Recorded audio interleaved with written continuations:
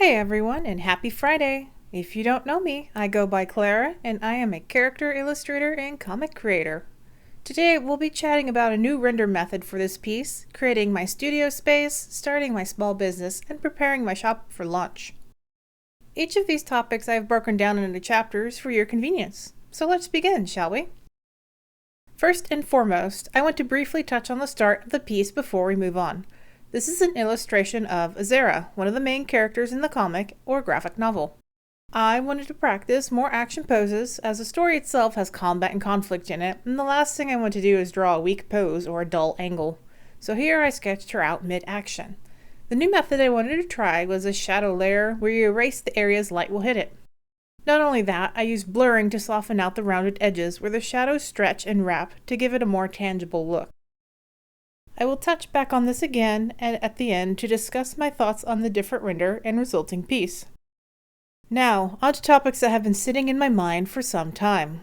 As stated in my previous video, as of March 10th, I have been 6 months into my YouTube journey, and I've realized that speed paints are difficult to be engaging, even with a voiceover.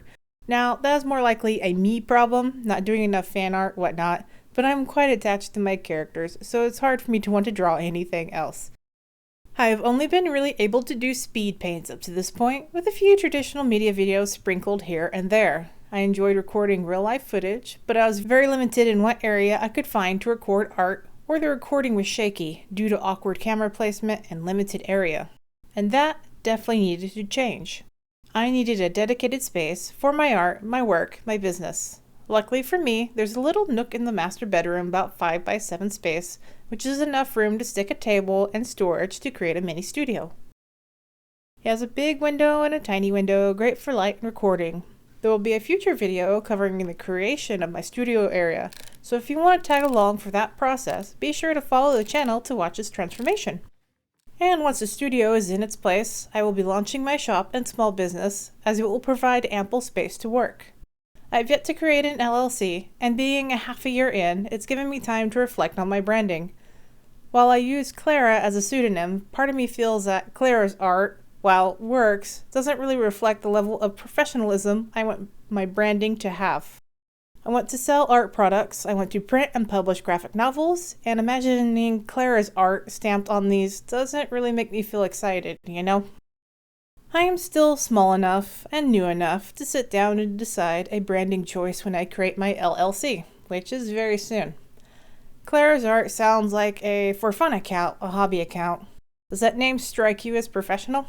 And now, speaking of creating my business, once I had the products in mind, I had to then sit down and decide startup costs.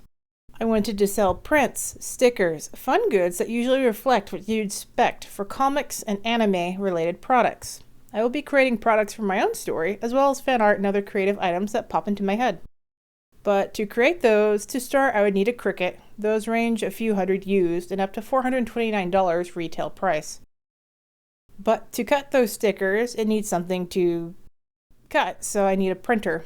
But what kind of printer? I want a good quality, with options to go up to size A4 at the very least. Well, that would be a photo quality printer. Well, I'm not buying either of those. Letter size costs about $300-ish for an Epson. The size upgrade that can print on larger is around $800. But wait, that's not all. Stickers require sticker paper, matte, glossy, vinyl, depending. But if you want quality and for them to last, be durable, you need to laminate them. So that's laminating sheets.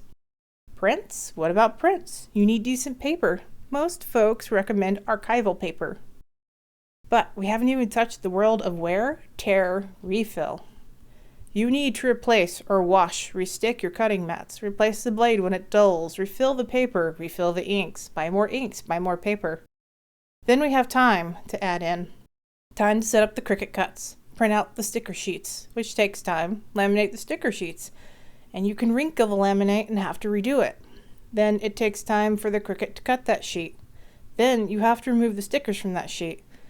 In the research I have done, the process soaks up a lot of your time. That time you could be creating, packaging, marketing, going to artist alleys, or connecting with your community or Patreons, paneling your comic. Not only that, you are adding wear and tear to your precious hands. Those hands are valuable. The last thing you want to do is overwork your hands where you get carpal tunnel early or joint pain. Yes, you can get these in your youth. Young does not mean indestructible. You are still putting wear on parts of your body that you won't find out about until you reach a certain age threshold. Singers insure their voice, and if that isn't a sign that you should take care of your hands, I don't know what is. That being said, the upfront cost, maintenance, and time that goes into creating product. I always try to aim for the long game, if logical. To me, the time saved and wear and tear not put on my hands is more valuable to me. And I am 35 years old with 2 little boys, so time is even more of a factor here. I'm choosing to have them manufactured. Not only will that save me time, they definitely will have better equipment with way more options to the goods, glitter, foil, etc. And it also helps those workers put food on the table. This is a balance I can live with. Yes, a part of me is sad I have opted out of making my own at home, as I find those little cricut videos so fun to watch, and the fun sticky sounds of peeling them off the mat. Keep in mind I am not against those who choose to print and cut their stickers at home. As I've said, it looks fun to do, and I imagine there's quite a bit of pride looking at your pristine, well-done stickers made how you wanted without having to dance back and forth with the manufacturer. And you get to make them on demand, no minimum order quantities, ready to pack and ship and go. I think down the road I will eventually get a Cricut, as I'd like to make some sticker ideas, but I'm unsure of how popular they would be. As for this new render method, it has shaved a lot of time off of this piece. At least that's what I think did it.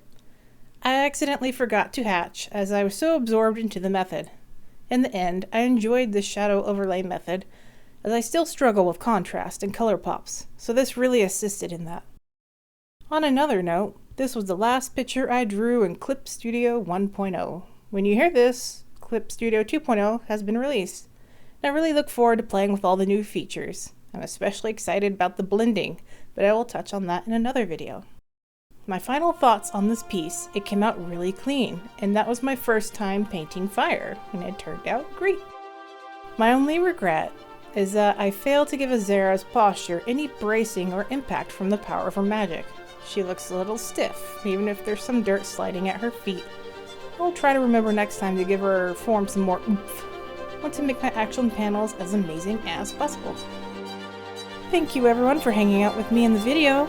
Like the video to let me know you enjoyed it, and I'll see you in the next one.